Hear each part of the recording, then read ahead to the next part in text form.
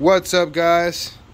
All right, so today we're going to be showing you how to do the how to remove the intake manifold off this Chrysler so you can get to your spark plugs. Okay, this is going to be another video as well, how to remove the intake manifold on a 3.6 liter Chrysler 200.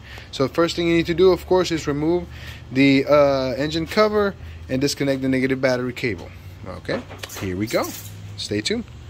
Same procedure applies to a Chrysler 300 and so on and so on. Any engine that has any vehicle that has a 3.6 liter engine, although some may be like this, but ours right now is sideways. Okay, so the first thing we're gonna do to get started is we're gonna expose the engine by taking the engine cover off, which is a simple just pull and pry out just like that. Here you go, my friend, help me out with that. Alright, our next step is going to be to disconnect the negative battery cable to isolate the battery cable from the battery and cut the circulation. Alright, here we go. We're going to get I believe that's a 10mm little socket, loosen that up and get started. Alright.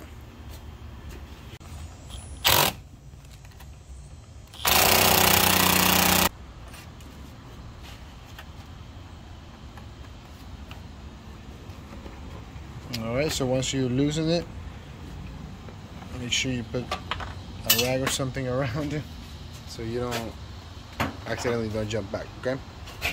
There we go. So the next step is going to be to remove this air box right here. Yours should have a little clip right here, but ours doesn't. So you're just going to loosen that clip or take that clip out and then take that out.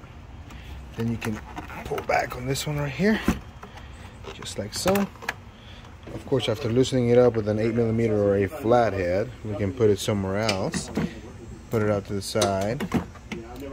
And then grab with your hand like this and pull up. Alright, just like that. And you can move this to the side as well. Alright, so there you have it. Take that. You're going to have plenty of room to work here. Okay, so let's move on to the next step. Alright, guys, so our next step is going to be to clear the way for the manifold to come out. Alright, which means we have to look all the way around the top to see what's holding it back. We're going to start from right to left right now. Okay, so we're going to come back here. We're coming around. The first thing we need to do is we need to remove this vacuum hose right here, number one.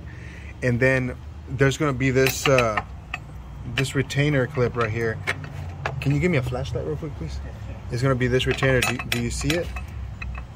Somebody was already back here, and it's gonna take 2 screws because this is attached to your intake manifold right here, and it's not gonna let it come out. So you need to take this one out. So 2 screws out right here. This one. Disconnect this sensor because it's all one wire harness. Disconnect this one right here that goes to your brake booster. Okay. And then come around here, around back, we have to unplug this one, which I believe just press and pull back. Yeah, press and pull back, unplug that one. And this one right here, the same thing. We're gonna press and pull back just like so to try and get this wire harness out of the way. There's gonna have this clip right here. Make sure you take that clip off. Like I said, somebody was already back here. On your throttle body, we just pull it back. Let's see this right here. Press on it, just like that. Press, and then pull back carefully, just like that. You see how it's coming off. All right, now this one right here too. Press down, pull, and then move that wire harness out of the way. All right. You can mark them if you want, but the connectors are pretty much the same. It's kind of hard to mess that up. So these hoses should come out by hand, but if not, you may need to grab some tools and spray some lubricant in here to get them to come out. Okay, that's what I'm gonna do right now. I'm gonna remove this hose and this hose, but as you can see, that's what's going on. Let's keep on going. Let's see. I don't see anything back there. One second. All right, so as we're looking around, nothing else seems to be in the way. Okay, besides this one right here, which we're gonna pull back on this little tab.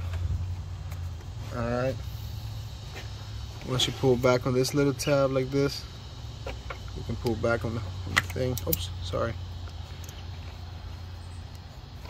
Let's see, let me lift this tab up. And then this should just disconnect. I'm gonna have to use both hands, guys. Hold on. Yeah. I'm gonna do some mute. So once that little tab, it shouldn't come out, guys, but you know, squeeze it from the bottom, pull it up, and then just pull this back just like that. And so far, we are done.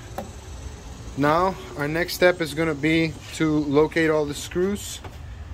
Let's see, I'm gonna show you right now where they all go. All right, so we got our hoses off.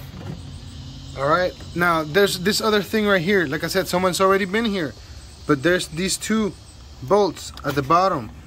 All right, you see those brackets right there? You're gonna have to remove those brackets. There you go. Let me see. That one and that one. If you're standing out, that's where they're at. All right.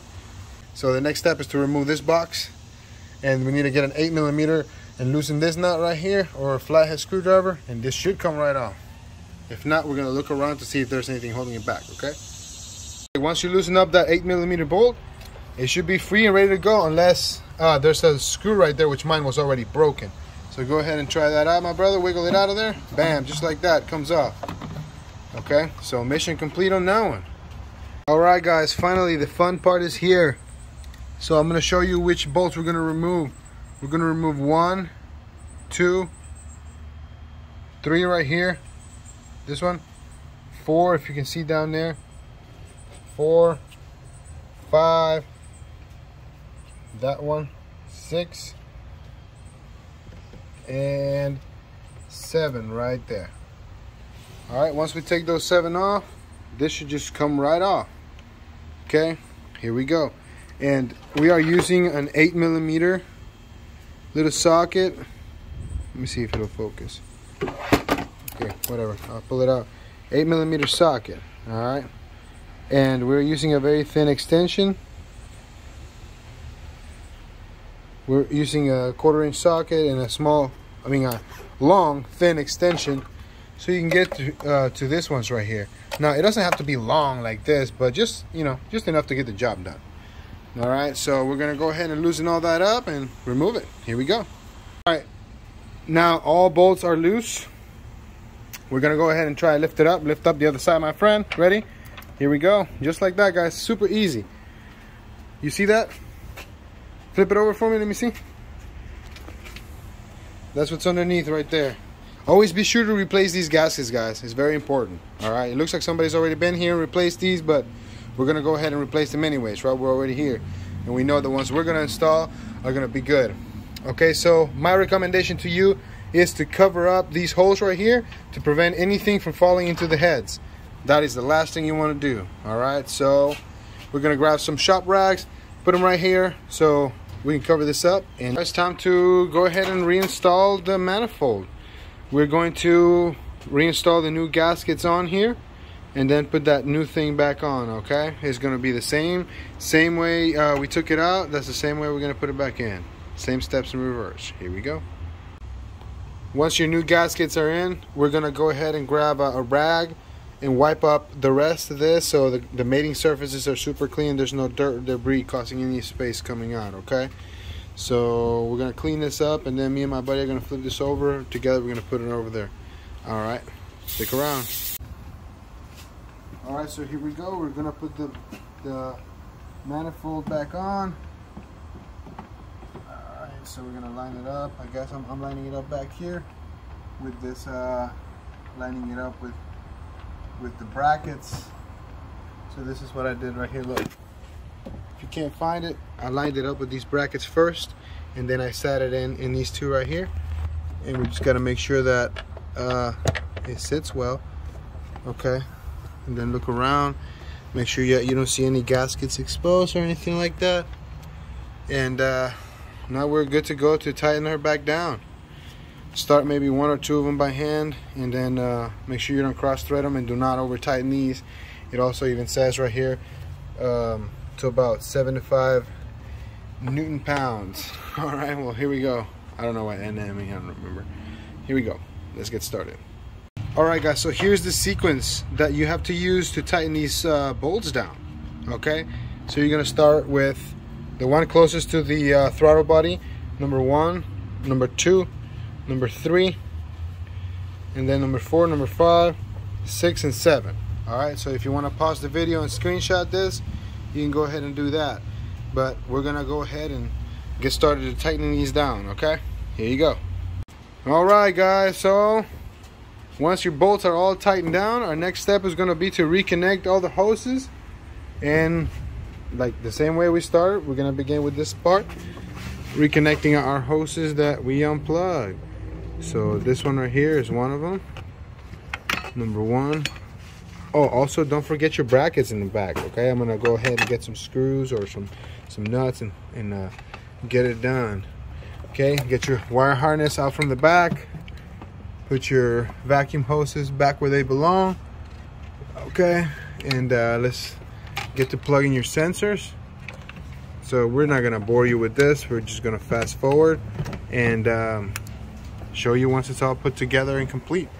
Okay, stick around. All right guys, with everything tightened down, all your hoses plugged in, give it a second walk around and you're good to go.